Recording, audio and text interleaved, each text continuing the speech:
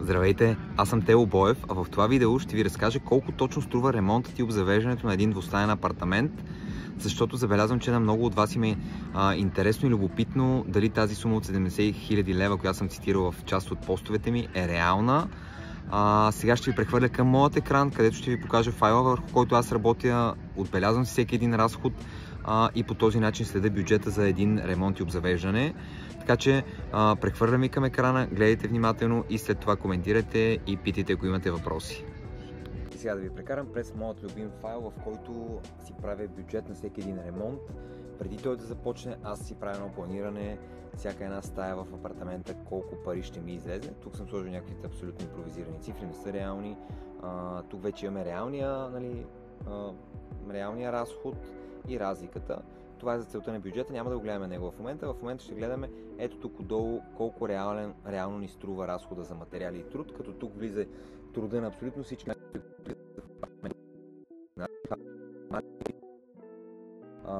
ВИК, инсталации и така нататък, всичко влиза тук. Материалите са тип шпакловки, бои, замазки, лепила, силикони, абсолютно всичко, което е тип материал за ремонта. И отдолу имаме обзавеждане, това са мебелите, това са уредите, тук влизат бойлери, тук влизат климатици, хладилници, печки, фурни и така нататък. Така, разходите за този апартамент, който ще ви покажа после в снимките, са баня 6000 и нещо лева, спалня 3300, хол 9000 и нещо, като тук в спалнята и в хола това влиза долу лепенето на гранитогреса, влиза промяна на ел и ВНК инсталации, промяна на тръбите на климатиците, включително тъй като нямаше положени тръби на климатика, за климатика, промяна в гипсокартони, после шпакловане, боядисване, грундиране, абсолютно всичко, което е необходимо за един ремонт. Отдолу имаме основните материали, които са част от труда на майсторите. Това са гранитогреса в банята, гранитогреса на пода в целия апартамент, строителни материали, като тук вече влизат тези, за които ви казах, лепила, бои, шпакловки, замазки и така нататък. Врати, имаме 3 врати, извинявам се, 2 врати по 1200 лева. Така, защо не го смята? Добре. И това отдолу ни е тотала на разхода. Сега, в продукти, като отидеме, пак можем да си зададем бюджет, но за целта на това презентиране няма да го гледаме него, по-скоро ще гледаме реалния разход, който сме имали за мебели и за обзавеждане и за електроуреди. Кухнята 12 000 лева, всичките цени тук са с ДДС, така че независимо дали са за физическо лице или за фирма, може да си направите сметката. Хладилник, фурна, котлони, всяко едно нещо закупено официално с фактура, тъй като тези апартаменти са на фирма при мен и аз им ползвам ДДС, но все пак това са цени с ДДС. Абсорбатор, съдомиялна, пералня, сушилна, нещата, които са необходими за един апартамент, така че да се даде под наем максимално бързо и лесно и да бъде удобен за наемателите. Климатик 2000 лева, надолу в хола имаме телевизор, имаме диван, холна маса плюс столове, това е трапезната маса, TV секция, пердета. В спалнята, виждате, спалнята е доста семпла, ще видите всъщност в снимките след маничко.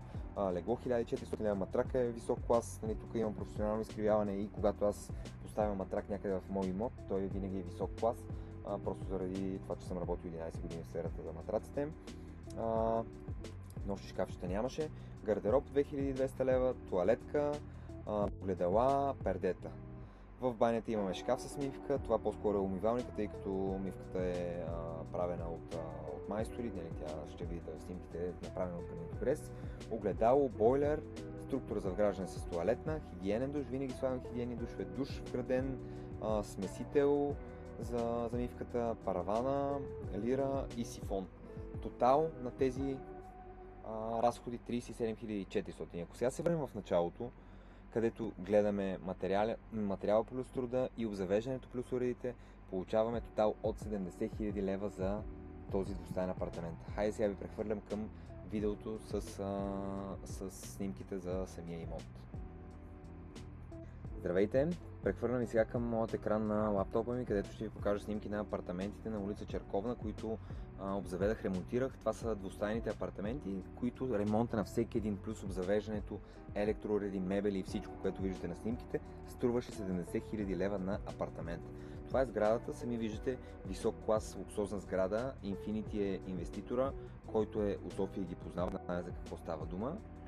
Това са апартамента преди ремонт. Спалнята, това тук е конструкция с гипсокартон, радиатори си имаше към апартамента. Това тук е ниша, в която перални и сушилни ще бъдат поставени после и бойлер над тях. Това е банята, подготвена за замазка отдолу и съответно после лепене на плочки.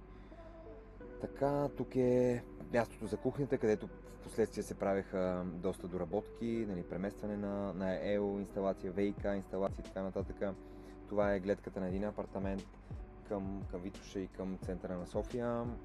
Това е хола плюс кухнята, погледнати от към стъклата, от към прозорците. Ето я и самия хол с трапезарията. Пак нишата, пак банята и така. Отиваме вече тук, когато гранитогреса на пода е залепен. Това е италиански гранитогрес. Високо качество, първи клас или първо качество, как се казва. Редуваме по-дебели с по-тънки. По-дебели с по-тънки. Има заигравка в реденето на гранитогреса. Така, ето е и банята вече, пак италиански гранитогрес. Плочките са 90 на 90 см. Имаме тук малко по-тъмна зона около душовото пространство. Ниши, черни матови детайли. Тук акцентирах с тях, защото е много стилно и на мен лично много ми харесва. Вграден душ. Ето тук виждате защото е вграден. Задължително слагам хигиенни душове на баните, които аз правя. Това е едно от най-важните неща за мен. Структура за вграждане с бутон, така че да е по-стилно. Мивката тук е направена от гранитогреса, от който са направени и стените, като само умивалникът е добавен допълнително. Лира има на пода. И така, преминаваме вече към другите апартаменти. Сега тук сме си писали с майсторите кое как трябва да се промени. Тук вече и пода в хола и в кухнята как е нареден.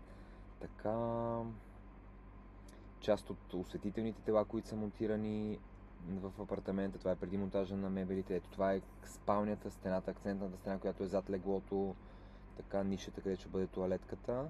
Тук ще бъде стената на хола, къде ще бъде телевизора. Ето тук вече кухнята е монтирана и сравнително поизчистено.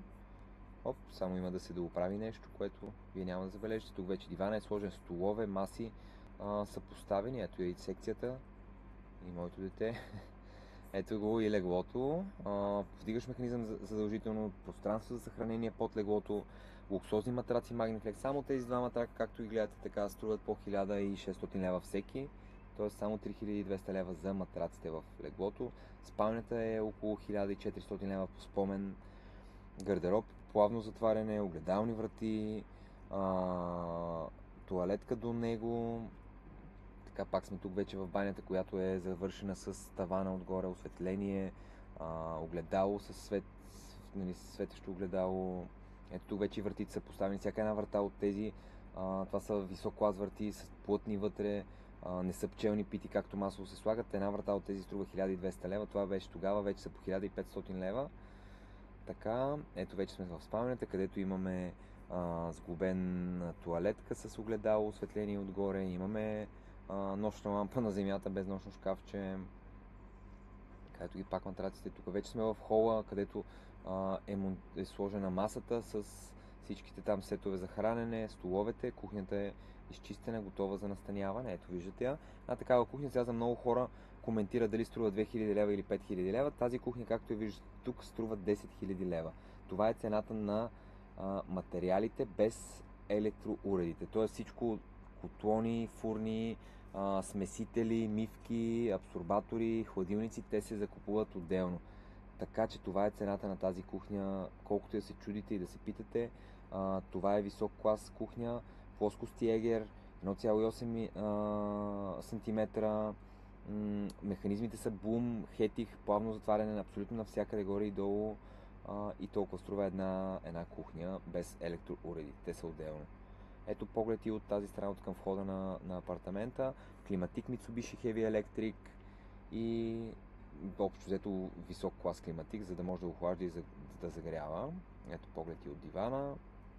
Тук сме вече в втория апартамент, който е на петия етаж, беше този, другия беше на осмия. Тук вече виждате един матрак, не са два единични. Това променихме тук. Като този матрак цената му е около 5000 лева, италиански матрак Magniflex. Ето го, може да си го проверите и в сайта им. Така, гледката, това е вратите с солид, висок клас. Така, това е другия апартамент. Добре, пак гледката, пералнята, в последствие монтирахме и сушилния по желание на наемателите. Имаме и бойлер отгоре. И ето тук едно клипче, което е на апартамента, в който аз го показвам. Това е вече след монтираните завеси и вече тук е готов. Буквално това беше деня, в който правих огледите и ги отдадах под наем. 3 апартамента отдадах за един ден. Ето, секцията е монтирана изцяло. Тук са сложени пердета, завеси, всичко е просто в перфектно завършен вид. В този ден отдадах 2 такива апартамента и едно ателие. Ето и още едно клипче на същия апартамент. Това е входната врата. Виждате, абсолютно висок клас е направено всичко.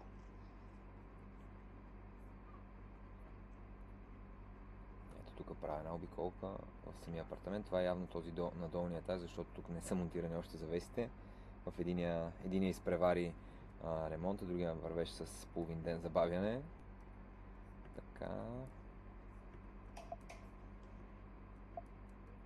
И това са снимките. Така изглежда ремонт и обзавеждане на двустаен апартамент за 70 000 лева. Коментирайте, дайте обратна връзка, харесва ли ви, не ви ли харесва, много ли сте пари, малко ли са и вие за колко бихте го направили.